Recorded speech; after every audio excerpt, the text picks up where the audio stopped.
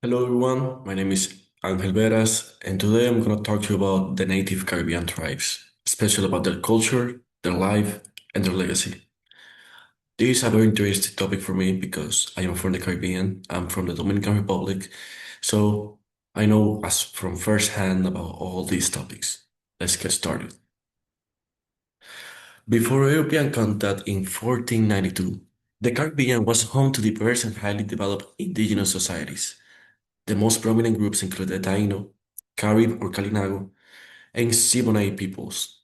These communities live across islands such as La Hispaniola, Puerto Rico, Cuba, and the smaller Antilles. As we can see in this map, we have all the different types.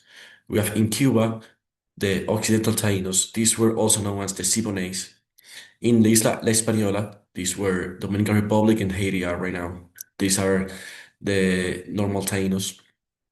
And then in the smaller Caribbean islands, that's where the Calinagos or Caribs were.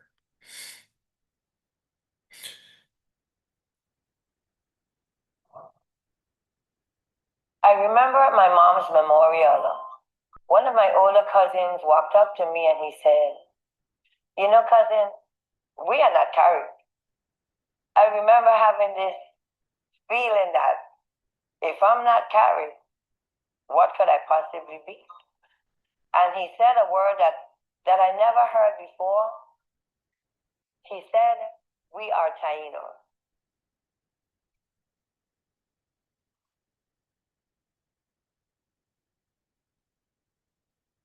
As we could see in that video, Taino are is a very hard society slash race because they're pretty much extinct. So there's all this movement right now about trying to bring them back or just to get people to know them because they're hard.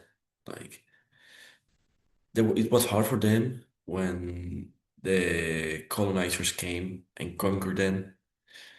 All all the viruses that they came that they brought made them really sick. So the Taino were the largest indigenous group in the Caribbean at the time as Christopher Columbus' arrival. They were in La Hispaniola, which is Dominican Republic, and Haiti. There were also smaller groups of them in Puerto Rico and Cuba. They were organized into chiefdoms led by a cacique. They live in circular villages and practice agriculture, growing crops such as cassava, maize, and sweet potatoes. Their culture emphasizes cooperation, spirituality, and harmony with nature. They are also known for their contributions to modern vocabulary, including words like canoe, hurricane, and barbecue. As we can see here, we have Batu, which is a typical game of the civilization. This is a rubber ball, and they were playing against each other. And these are normally like rituals games, like there's some religious background behind those games. Here we can say Bohío. These are their houses. This is where they live. So we had the Bohío, which is this one. This is where the normal people live. And then we have the Caney, which is exactly the same shape, but instead of a square, a circular. So it's gonna be like more a conish house. That's where the chief and the high society of them live. Here we have cave art. This is the former expression of that era, and that's some of the few, if not say, there's barely of them. Like there's barely remains of them. And this picture was taken in the Dominican Republic in a cave that I have the privilege to go. It's called Cueva de las Maravillas, which is precious. Like it's so beautiful.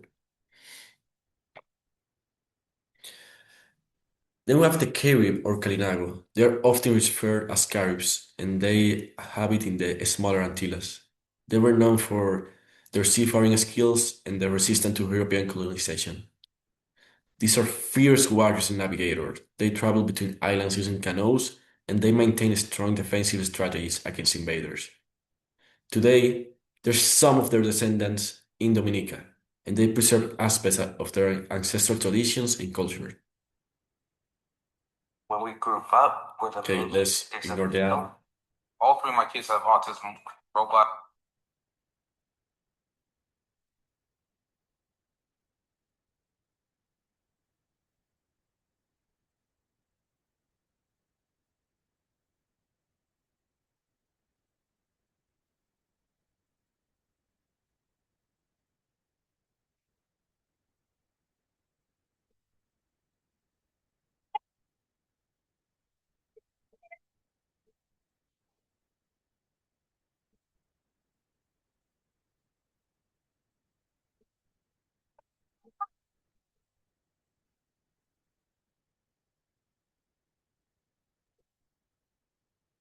What in the village of Cali, this current village is Salem. The California territory today is comprised of 8 counties. In the California territory, which is a population of about 55 million. So all ancestors remain here coming and contact as they travel. I'm gonna skip the video to one of their dances part.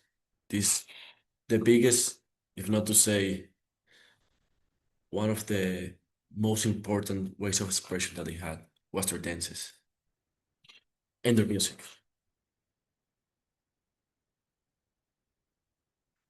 All these dances, they were dedicated to their god, to several of their gods. They had several gods. They were a polytheist civilization, so they had different gods for the sun, for the water, for the food, for everything.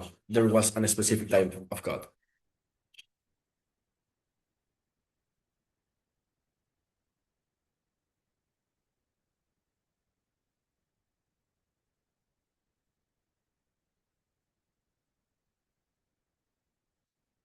And now, after this ad, we're gonna see the production of one of their food, the cassava bread.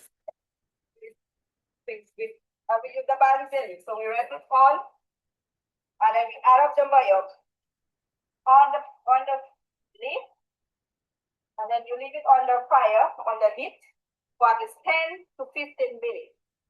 So after the 10 That's to 15 cassava. minutes, the fire is placed in, it is hot, the bread is going to get golden brown. So after it gets golden brown, 10 to 15 minutes, it is ready. So right now, that is how we make the cassava bread. Right now, we have some samples.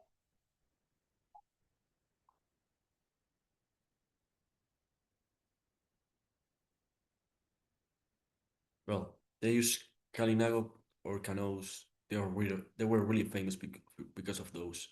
They were made with palm tree wood, and they made them able to navigate the whole Caribbean. That's why they were the warriors. They were the most fierce civilization or tribe for of that era. Now I'm gonna move to the Siboney.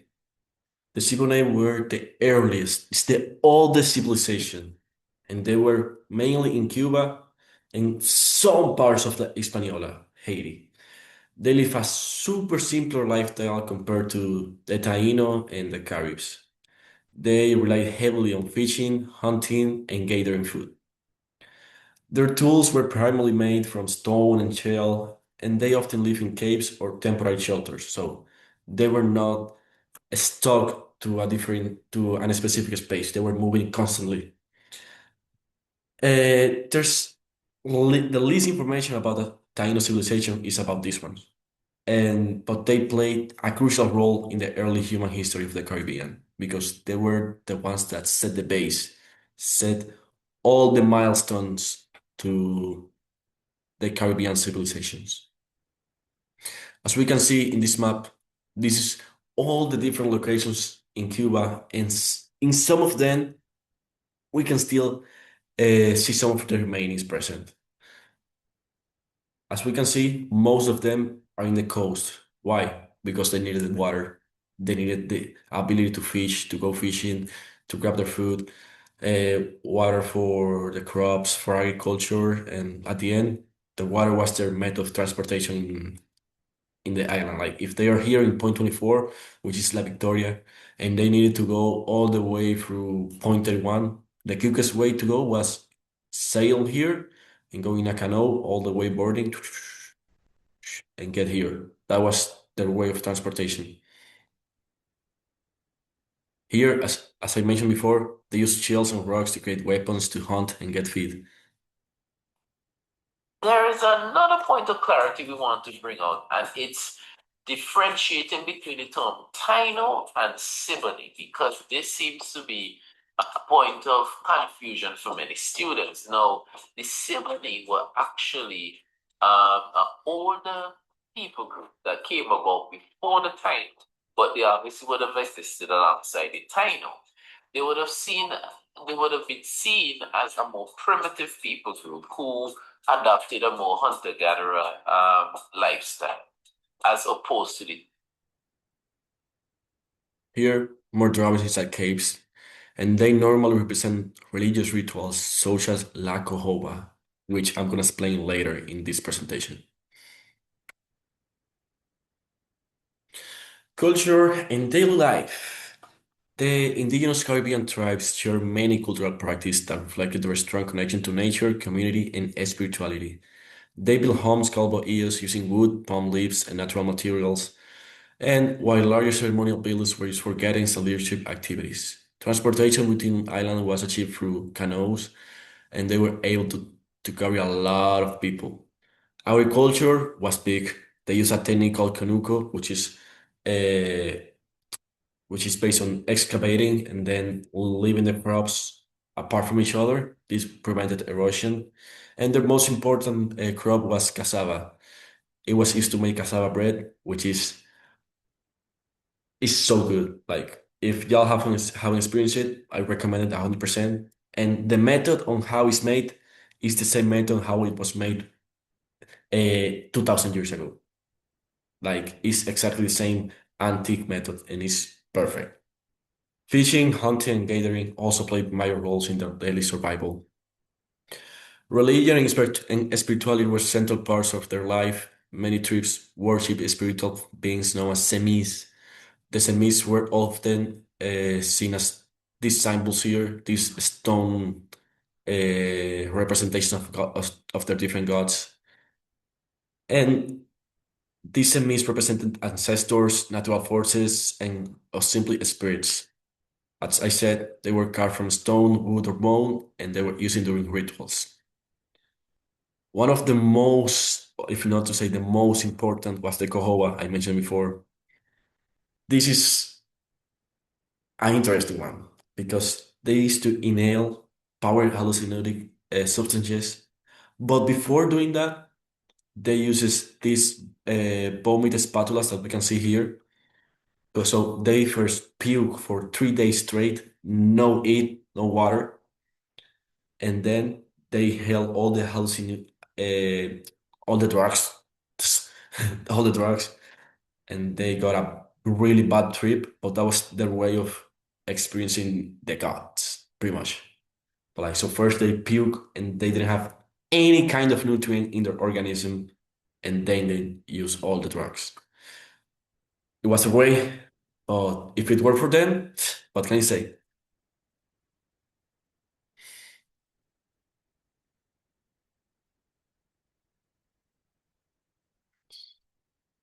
It's not letting me the video. Well. Art was a form of communication, as I said, between all their different gods. And we also had the Batu game. The Taino people practice a ceremonial ball game known as Batu, which held both recreational and religious importance.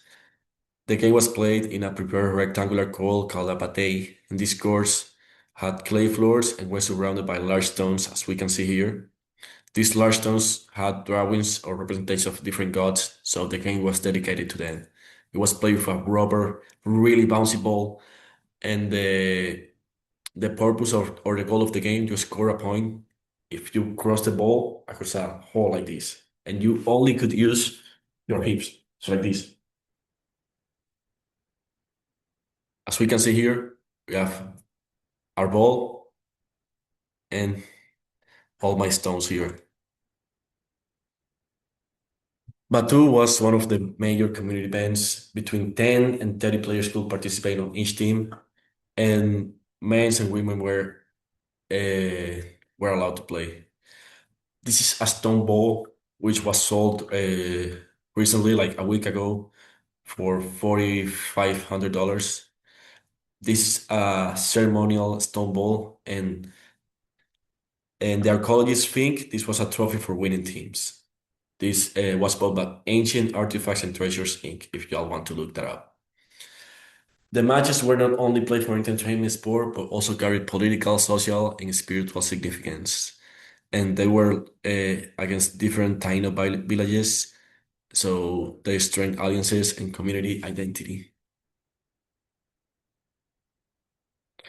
Impact of European contact. So we can see here a map.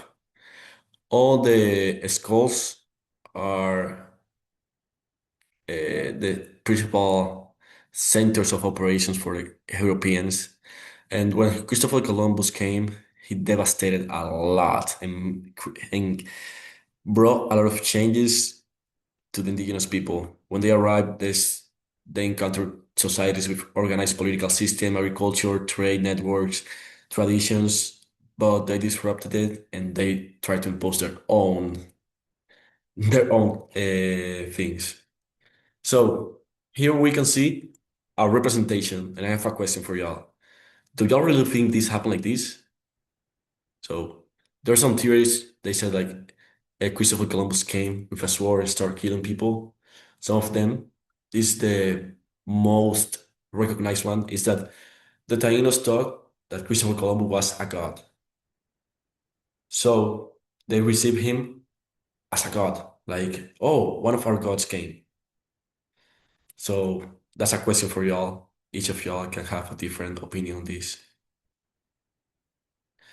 One of the greatest causes of the decline of the population was the European disease, especially influenza, because Taino were never exposed to this illness before, so they had no immunity. So entire communities were devastated. Here we have another representation of the colonizers arriving to the newly discovered territories. And there's something I want to mention. And all these areas we can see in this map, which is now all the big Caribbean countries, they are full with gold. And all the Europeans still love gold because it was the currency at that point. So some of their trades were they exchange mirrors in change of gold. Why? As we can see in this picture here, indigenous were fooled because they had never seen the reflections. Like when they got a mirror, they said, "Oh, that's me." Like there was something magical. So they gave away all their gold for that. As we can see this picture. Well, although colonization caused enormous destruction, the indigenous heritage did disappear. So a lot of studies have proven that the Taino ancestry is still there. And there are some vocabularies, as I mentioned before, canoe, barbecue, hurricane, that all originate from the Taino language. Here we can say a heritage map about all the tribes and how are they like pretty much spread along the Caribbean.